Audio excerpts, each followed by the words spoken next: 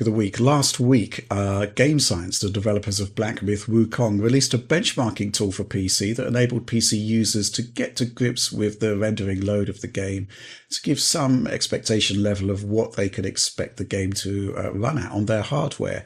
Now, this is Future Rich talking here because in this segment, I actually used our Frankenstein's PC to try to emulate the kind of performance we could expect to see on PlayStation 5, because thus far, we haven't actually seen anything on PlayStation 5, which is a bit of a way. We'll talk about that in a segment. However, 24 hours after we recorded this direct, IGN China actually put out about a minute worth of gameplay, boss gameplay from the PlayStation 5 version of the game. And here it is. And it raises a lot of more questions than I was expecting, because the capture quality here isn't great at all. We can give you no idea of the kind of image quality you can expect to see from the PlayStation 5 version of the game, because the quality of this footage is exceptionally poor, I would say, even though it's actually a 4K asset, seemingly. And yeah, performance-wise, it does seem to be targeting 60 frames per second. We'll talk about that with my Frankenstein's PC tests in the actual recording segment. But there do appear to be some performance drops on heavy alpha effects. That's par for the course, really. But I guess at least Game Science is targeting 60 FPS. There does seem to be a 60F performance mode, but we don't know anything beyond that.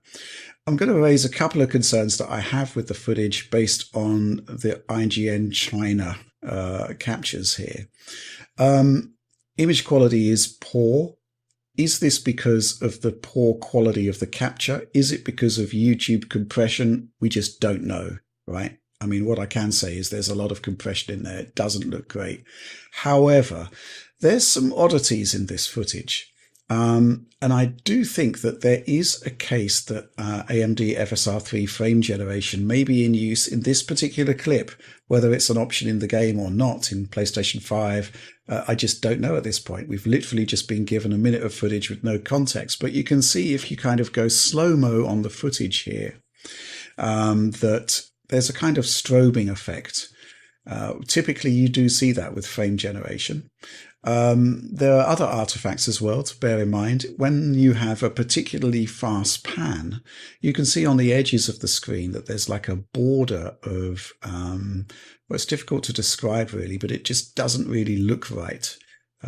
It would present similarly as another kind of strobing effect. I think the one thing that does make me think that it isn't about the quality of the capture, but could be FSR3 frame generation, is that when you look at particles, frame by frame, you can see that you have a fully formed particle, and then two ghosting particles, fully formed particles, ghosting particles in a strobe again. And this is classic frame generation behavior.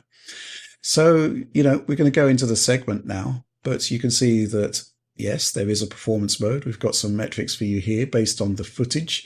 Now, you might say the footage is poor quality, so how can we analyze it? The answer is by eye. I literally went through 4,500 frames, manually tagging the ones that were duplicate frames to give you this analysis. So based on the quality of the footage, even with the poor quality, I'm reasonably sure that this footage is accurate based on the clip that was presented anyway.